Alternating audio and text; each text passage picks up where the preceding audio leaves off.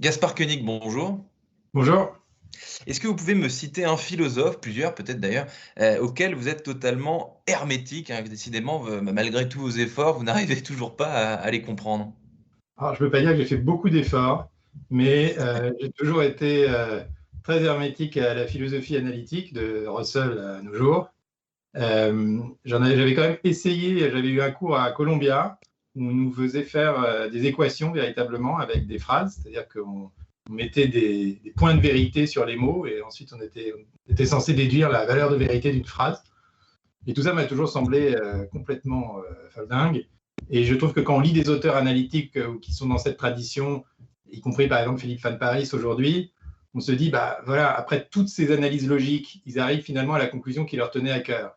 Alors, est-ce que ça ne serait pas plus simple de commencer par nous dire et nous expliquer de manière philosophique et généalogique, un peu nietzschéenne, pourquoi et comment ils en sont arrivés là, ce qu'ils ont dans les tripes? Et c'est aussi mon parcours personnel que d'essayer de toujours mêler la philosophie avec la pratique, la vie et sa vie personnelle.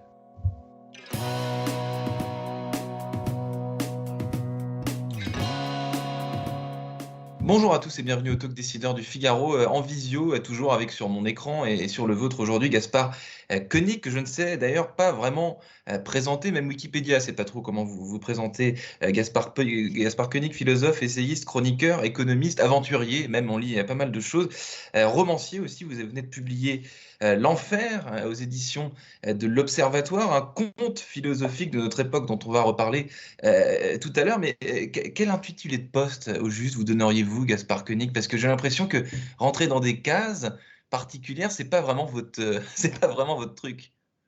Mais disons que je suis une machine à écrire. Et C'est alors, un bel intitulé de poste.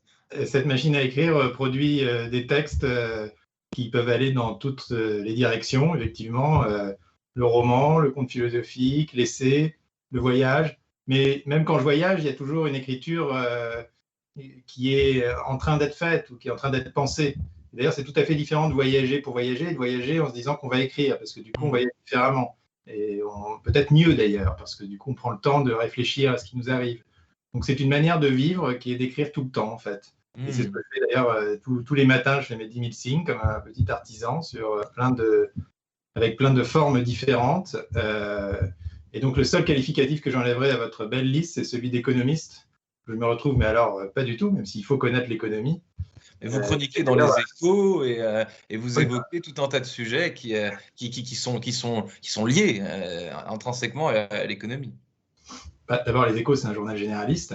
Ensuite, j'écris des chroniques qui peuvent être liées aux libertés publiques, qui peuvent être liées aux droits des animaux, et qui parfois aussi, oui, sont liées à l'économie. Et d'ailleurs, je pense qu'il ne faut surtout pas laisser l'économie aux économistes, Hmm. car, comme l'a très bien dit Thomas Piketty, par exemple, l'économie repose sur un certain nombre de principes qui sont des principes philosophiques, qu'elle décline ensuite de manière rationnelle en équations et autres.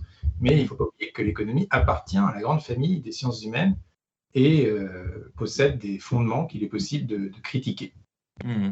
Vous parliez du voyage, Gaspard Koenig. En ce moment, le voyage, c'est pas vraiment à la mode. Vous êtes également fondateur du think tank libéral Génération Libre depuis 2013. Cette notion de libéralisme, depuis 2013, justement, d'ailleurs, elle évolue comment, selon vous? Et dans quel sens? Bah, le libéralisme, c'est d'ailleurs un bel exemple de cette incompréhension, c'est que c'est tout sauf un économiste. Le libéralisme est un bel exemple de ce malentendu, puisque le libéralisme est tout sauf un économisme, ce qu'il est hélas devenu à l'après-guerre avec le néolibéralisme. Et le libéralisme, à la base, c'est une philosophie de la vie, une philosophie de la gouvernance en société, une philosophie politique, et aussi une philosophie très humaniste qui aborde absolument tous les sujets de la vie en société.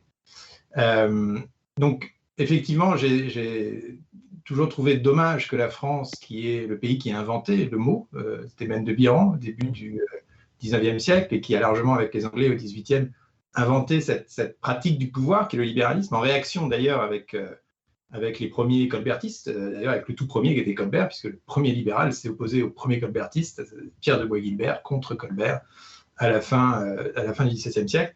Toujours trouvé dommage que cette belle philosophie soit si mal représentée en France, si caricaturée. Et je dois dire que c'est aussi beaucoup la faute des gens qui l'ont portée, qui viennent du milieu des affaires et qui ont donc en fait un supplétif pour le capitalisme de connivence qui n'a rien de très libéral. Hmm. Vous évoquez justement dans votre compte philosophique l'enfer, et vous avez donné une très belle interview à l'Express il y a quelques jours. C'est un certain règlement de compte avec le néolibéralisme actuel. Qu'est-ce que vous lui reprochez? Qu'est-ce qui vous va pas aujourd'hui euh, avec ce système? Bah, je pense que la définition que faisait Foucault du néolibéralisme est assez juste. C'est un système à la fois fondé sur la maximisation du calcul d'utilité, sur l'utilitarisme, qui est devenu la doctrine dominante dans la science économique, et sur le contrôle de l'individu par des acteurs privés, mais aussi et surtout par des pouvoirs publics qui exercent leur surveillance.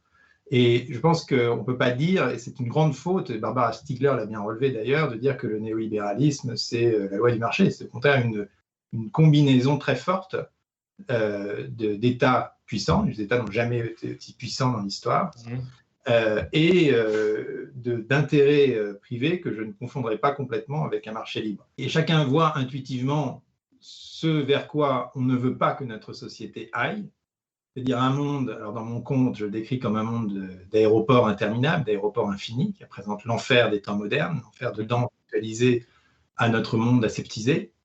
Mais enfin, ça pourrait être n'importe quel centre commercial, c'est-à-dire un univers dans lequel on est plongé dans des sollicitations permanentes, dans lequel nos désirs sont à la fois suscités et satisfaits de manière quasiment immédiate. On peut regarder tous les films qu'on veut à toute heure du jour et de la nuit, à tout moment.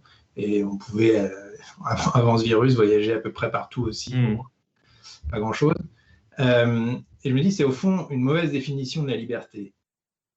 Ça définit la liberté comme la multiplicité des possibles, en disant les gens sont libres parce que les gens peuvent avoir accès à tout. Et finalement, ça oublie une définition plus intérieure de la liberté, qui est une demande et exige un travail sur soi pour développer une personnalité singulière. Et je me demande si, au contraire, cette forme, ce néolibéralisme, n'empêche pas le développement d'individus singuliers. Et au fond, je pense que Tocqueville aurait été tout à fait effrayé de voir les gens, de voir le côté moutonnier, routinier d'une société de consommation de masse. Je pense qu'il aurait été, lui, c'est un défenseur de l'individu libre.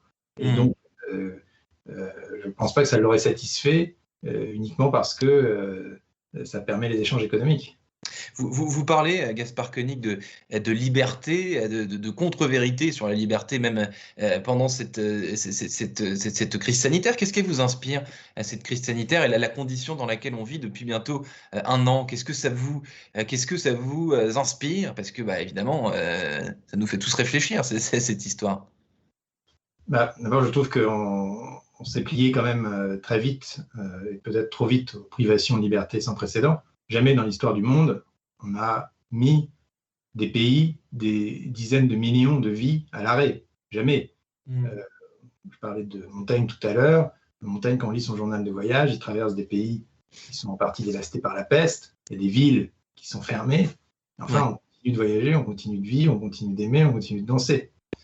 Donc ça, je trouve, la puissance administrative permet aujourd'hui de mettre la planète sous cloche pour une cause qui peut être juste, mais qui en tout cas est mal présentée. C'est-à-dire qu'on nous dit, on va sauver des vies et c'est pas grave si l'économie en pâtit un peu. Je pense que les deux termes du débat sont assez mal présentés. D'abord, on ne sauve pas des vies, on les prolonge, on ne sauve jamais une vie. C'est notre triste condition de mortel, pas si triste que ça d'ailleurs, parce que mon héros dans le roman est immortel et à la fin il n'en peut plus, et qu'une envie c'est de pouvoir mourir. Donc d'abord on les prolonge et à côté de ça on en gâche d'autres. Et donc je pense qu'il faudrait faire cette comparaison honnête entre les vies qu'on prolonge, lesquelles et de combien de temps, et les vies qu'on gâche, lesquelles et pour combien de temps, parce que quand on est étudiant et qu'on rate ses études, quand on est artiste et qu'on n'a plus de contrat, quand on est enfant et qu'on ne va plus à l'école dans certains pays, eh bien, ça peut créer des dommages pour la vie entière. Et je trouve qu'on a mal fait cet arbitrage, en tout cas qu'on ne l'a pas présenté, et que du coup, on ne sait plus admettre que dans une vie, il y a des risques et que la mort en fait partie. Et on voudrait l'exclure. Mais la mort est présente. Il y a beaucoup de personnages qui meurent de cancer, d'AVC, d'arrêt cardiaque, et simplement on ne les voit pas, on n'en parle pas. Et au fond, je pense qu'il faudrait réintégrer cette épidémie comme un risque mesurable que chacun pourrait ensuite prendre pour lui-même de manière responsable. En tout cas, pas comme quelque chose qui justifie, au fond, de cesser de vivre par crainte de mourir. Ouais, Gaspard Koenig, le monde d'après, et là je ne parle pas du paradis ou de l'enfer, mais le monde d'après comme tic de langage, c'est devenu quelque chose on voit partout dans la presse, aujourd'hui, tous les jours, c'est devenu un tic de langage, le monde d'après. Est-ce que vous, il vous évoque quelque chose de sérieux, de précis, ou alors pour vous c'est une supercherie linguistique, le monde d'après, ça ne veut rien dire, quoi. Le minimum qu'on puisse espérer, c'est que le monde d'après ressemble un peu au monde d'avant, et en tout cas ne soit pas le prolongement du monde de maintenant. Ce qui nous guette, car les états d'urgence sanitaire, notamment déclarés en France, pas dans les autres pays, je remarque, il n'y a que la France qui estime que son Parlement n'a pas le droit de discuter de la stratégie sanitaire du gouvernement, nous fait rentrer dans un monde où on a l'impression qu'en fait ces contrôles sanitaires, ils s'installent pour toujours. Et que quand le virus aura disparu ou se sera réduit, on nous dira bah oui, mais pour venir, il peut y avoir d'autres variants, d'ailleurs il peut y avoir d'autres virus. On est en train de mettre en place un passeport sanitaire, et sur ce passeport sanitaire, aujourd'hui c'est le Covid, mais ça pourrait être toutes sortes d'autres maladies.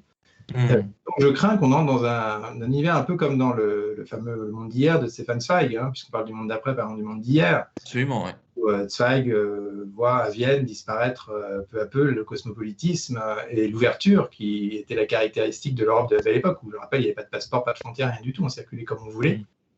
Je crains que cette époque-là se termine. Pour moi, c'est à titre personnel particulièrement cruel, parce que ma femme est roumaine, je vis en partie à Londres, j'ai mes activités à Paris, enfin j'étais un Européen, j'étais habitué à voyager d'un pays à l'autre. Maintenant, ce mode de vie est terminé. J'ai l'impression un peu d'être comme Zweig qui doit choisir et qui doit physiquement les frontières se rétablir, parce qu'effectivement, on ne peut plus circuler comme avant, il n'y a plus de train, plus de ferry, il faut regarder les annonces du gouvernement pour savoir ce qu'on a le droit de faire, quel formulaire il faut remplir, quel test il faut prendre. Et ça, je crains que ça reste, parce qu'une fois que l'administration, l'État prend ses habitudes, il va dire oui, par mesure de précaution, on va garder les quarantaines, les listes rouges, que sais-je. Et c'est ça qui m'effraie le plus, au fond, c'est qu'on n'en sorte véritablement jamais d'un point de vue politique, même si on en sort d'un point de vue sanitaire. Merci Gaspard Koenig d'avoir répondu à mes questions pour le Talk Décideur du Figaro. Je vous souhaite une excellente journée. Donc, je rappelle la publication de votre livre L'Enfer, on vit tous un peu en ce moment avec cette crise sanitaire, avec ce virus. Et en effet, on espère évidemment en sortir un jour. Merci infiniment Gaspard Koenig. À très bientôt, peut-être en présentiel. Là encore, un élément de langage qui est très à la mode. Merci. En attendant, je vous écris Paradis, ça sera un diptyque.